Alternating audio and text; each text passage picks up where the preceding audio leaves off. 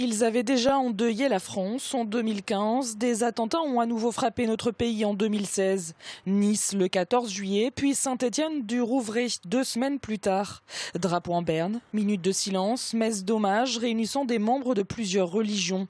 La Vendée, une nouvelle fois, se recueille en mémoire de ces victimes du terrorisme. Sur le terrain, 60 militaires supplémentaires de la force Sentinelle sont appelés à patrouiller dans le département. Face à la menace, le Parlement décide de prolonger l'état d'urgence. Le caractère très actuel et très direct de la menace qui pèse sur le pays et toutes les composantes du pays, y compris notre département. Donc nous participons à cette vigilance et à cette constance de la veille, du renseignement et de l'intervention si c'est nécessaire.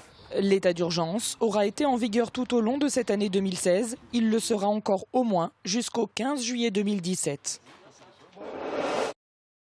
La carte géographique de la Vendée change. De 282 communes, le département est passé à 269 au 1er janvier 2016. Certaines ont en effet fusionné, donnant naissance à 8 communes nouvelles.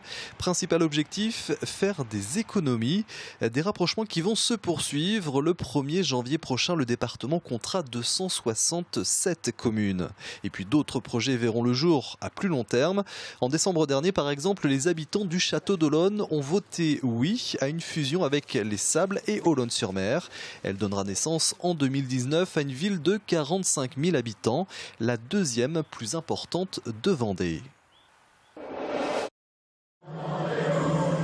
Dans le monde du football, 2016 aura été marqué par l'Euro en France. Mais en Vendée, c'était un tout autre match qui se jouait. La fusion des clubs de Luçon et de La Roche-sur-Yon. Pour créer le Vendée Football Club, capable d'évoluer en Ligue 2.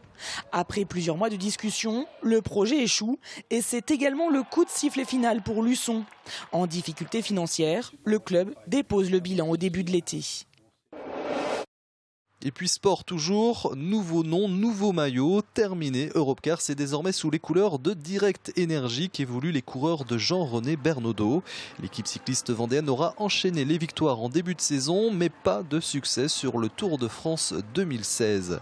Rendez-vous en 2017 pour la dernière grande boucle de Thomas Voeckler qui marquera la fin de sa carrière professionnelle.